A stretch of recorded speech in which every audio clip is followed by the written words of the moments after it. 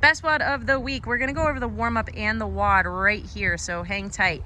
Couple basic movements at the start of this warm-up. I'm not even gonna demo because you know how to do them. I'm gonna start with the air ground to overhead for the demos. Touching down, big press up over the head. After that, you're gonna do some swing and a miss, starting high, working low, and you're getting big trunk rotation. Down dogs are next. You're gonna get in that A-frame position, just trying to push that chest through. Followed by walking of the dog, stretching out those calves, driving one heel down towards the ground. You're then gonna grab your dumbbell and you're gonna do two-handed dumbbell push presses. Dip, drive, dip, drive. After that, you're gonna do some lateral bounds, those skaters that you're just gonna go from one side bounding to the other. Next on the list, you're going to do some dumbbell clusters. This is just to make sure that you have the right weight for the workout.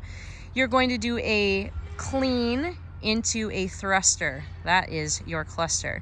Notice that Tarkan is touching that dumbbell between his legs. That worked a little bit easier for both of us rather than going on the outside, but you guys, you can do you when it comes to the WOD. Figure out what you like better.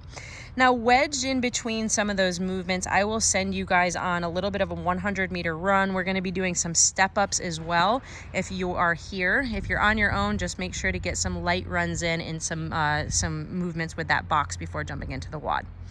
Your workout is going to be a total of 30 minutes.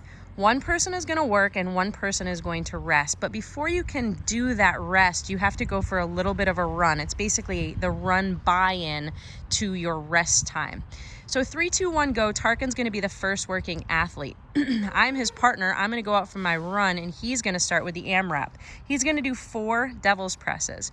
With the devil's press, you're going to drop down to that burpee, kick your feet in close to that dumbbell, and then swing it right up. It's like combining a kettlebell swing and a snatch.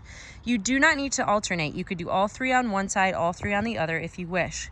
Next is going to be the box jumps. It's going to be in a centrally located spot so that it's 6 feet away from you and your partner, or not you. Standing to full extension at the top. Then you're going to come back and you're going to do 6 dumbbell clusters. You're going to pick that dumbbell up. You're going to drop down to a squat, big press up. Again, 3 on one side, 3 on the other. Last on the list is a V-up. Laying all the way down, touching out over your head, and you're just alternating what leg you are reaching up and touching with, in keeping that leg as straight as possible.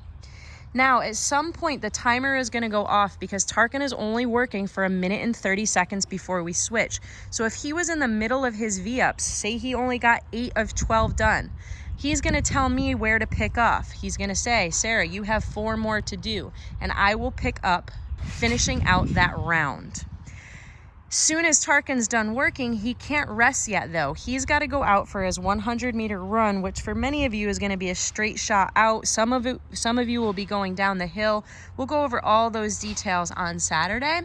But just know that you're picking up where your partner left off, and you guys are going to try to get as many rounds as possible in 30 minutes, and you're switching every 1 minute and 30 seconds.